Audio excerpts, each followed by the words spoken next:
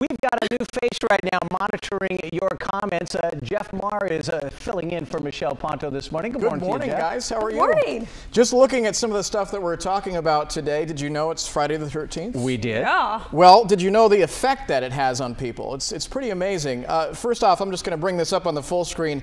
What we're looking at here, this is from abcnews.com, talking about how Friday the 13th is not so unlucky for the stock market. So we'll have to see how that plays out today. Typically, they get pretty good returns, although when it comes to the average American, 17 to 20 million people in the U.S. are affected by this type of day and all the stigma and the fear that goes with it. In fact, it's estimated that $800 to $900 million is lost in business because a lot of people don't take to the roads. They don't stay at home. They stay at home. They have a fear of it. So that's being talked about. That's definitely trending today on Twitter and some other sites. It's also said that Standard & Poor's is about to announce the downgrades in credit ratings for Europe and France. That was coming down off of the Wall Street Journal, so people are talking about that. So that could have an impact on the market separate from it being Friday the 13th. Yeah, you know, Friday the 13th could end up being bad for the market if that plays a role in it.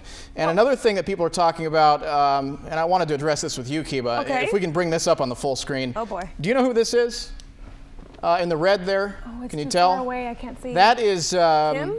No? Kim Kardashian. Okay. Oh, okay. And she was spotted in Beverly Hills recently wearing these high trouser pants with a bright red silk blouse. Oh, and a lot of people are saying yay or nay on that. Should that style stay or go? Yeah, the high-waisted, I'm into low. I like them low. Yeah. That's kind of like what my grandfather used to wear. Oh. Those pants, Right. up, you know, above the belly button. Yeah, that's what people are saying, that style maybe should have stayed away. Gone away. Well, Jeff, there's one more story that caught our eye this morning, the TSA. You got any spare change on you? No, and if I did, I sure wouldn't put it in the bowl out at the airport. Yeah, well, when you go through the checkpoint, a lot of people drop that change in there, and then when you get to the other side, you're like, forget it. Well, 2010, the TSA collected $400,000 worth of change. Those pennies add up, don't they? Well, the thing is that's interesting in this article that we found, it's not just people that, like us, that just forget it and say, forget about it, we forget it. Some people that are leaving, going to a foreign country, say, I don't need it.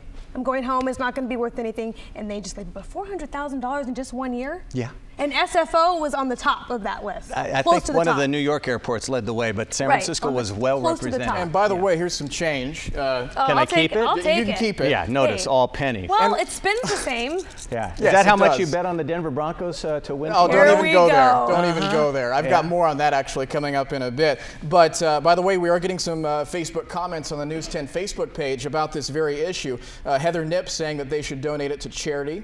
Brandy Kern saying donate it to charity or homeless group. And others saying that it should be donated to the Red Cross, an animal rescue group. One person even said, this is Gabrielle Wolf-Stahl, sensitivity training for screeners. Hello. So ease up when they do the search and get a little more sensitive, huh? We like it. Thank you, Jeff. Right. Thank you. We also want to check in with Jeff Maher because your conversation about those license plate scanners, it prompted a response or two, Jeff. We got a response here from Tom Thornton. He says, scan the plates, look them up, then throw away the data if not flagged. Creating a database, especially private, is an invasion of privacy. And we got also an interesting one about the TSA collecting all that money. Jenny Slenter says donate it to the Red Cross. And she also added that recently one of her family members had chocolate-covered macadamia nuts that were confiscated. About $40 worth. So not just money, but also nuts. A valuable item. Thank you, Jeff. All right, we'll be right back. This is News 10 at 9. Welcome back to News 10 at 9. Our mission to find out what's trending out there, videos that are just hilarious or just catch our eyes, and we found one this morning. We want to thank our director extraordinaire, Pete Wright. He brought this to our attention this morning, and wait till you see, we're going to get up and walk on over and join Jeff Maher because he's going to put this on the big screen. This is something that happened Tuesday night in Salt Lake City at the game between the Utah Jazz and the Cleveland Cavaliers. Have you seen this? You know, I saw some bits and pieces. I really feel bad for this guy. It looks like he was celebrating his birthday. Guy in the white shirt. You have the moderator there. And just in a second, you see the mascot come in there with the cake. That's the mascot bear. Yeah. Why they have a mascot of a bear for the Utah Jazz? Yeah. Who knows? I don't know. But he says show it off to the fans. Uh-oh. Uh-oh. Oh no, what Yeah. Yeah, no, and they don't show it to us just one time. They get another couple shots of that, different camera angles. I love the faces of the people upstairs and downstairs. Now keep in mind this woman with that thing on her hair right there, because she's going to come in and play a little bit more as well. Slow motion. Uh-huh. Ugh. Dang it. Down to the lower level. Now, you know, some of these people, they're oblivious to it. They don't know what's going on. One more time, you see it as it gently falls down. It looks like it landed upright almost and then bounced. Kinda, sorta. Now, what they're going to do next is they're going to show us what happens downstairs. And downstairs, okay, come on. We've seen it enough times falling. Let's go. Show us the downstairs activity. Getting there. There's this guy in a beard who that him? apparently likes cake. Oh, they're smearing it on their faces. Yeah, and this guy then does something worse. Oh no, that's that woman with the thing in her hair I mentioned to you.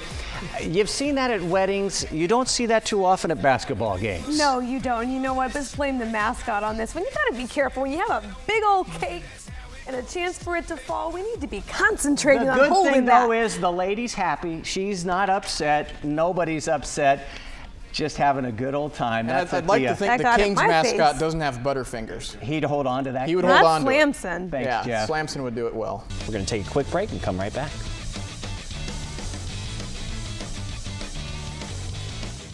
We'll be waiting to see. Something for that different. rain. Yeah. Jeff Maher, what are the people saying?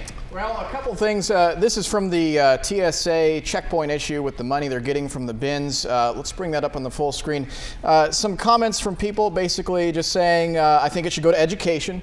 Our kids need good education. Another person saying, why are they confiscating foreign money at checkpoints? And saying that there's no reason for that. By the way, there's a follow-up that I wanted to do from yesterday. You guys talked about Hostess, Chapter 11 bankruptcy, and how you guys hadn't had a Twinkie for years. You're just helping the company out. This is ridiculous. Helping them emerge from bankruptcy. Ashton, yeah, oh, fantastic. Share it. Wow. Yeah. Going long. Cupcakes. There you go.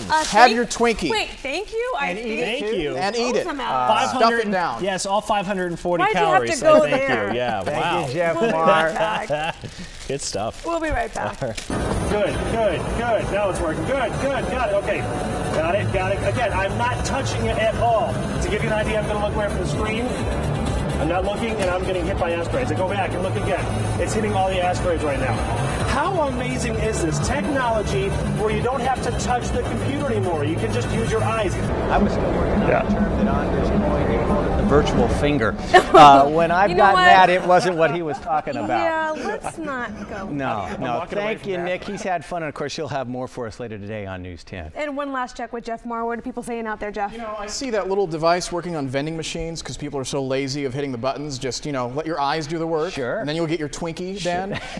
You know, people are talking about what else, Tebow. Sure. If we can bring this up on the full screen here, these are some of the predictions from ESPN analysts. Mike Rice, Patriots 35, Broncos 17. Teddy Bruschi says Patriots 38, Broncos 28. He played for the Patriots. He did. Adam Jones, Patriots 34, Broncos 20. Patriots 34, Broncos 17. They even did a Madden simulation where it says that Patriots are going to win 45-20. So there's really no one out there. I know Crowley is celebrating, you know, Boston native. Yeah. But you know what? Some of us do have faith. That's we'll right. find Me out and on Ashton. Saturday night when the big wager is decided. Thank you, Jeff.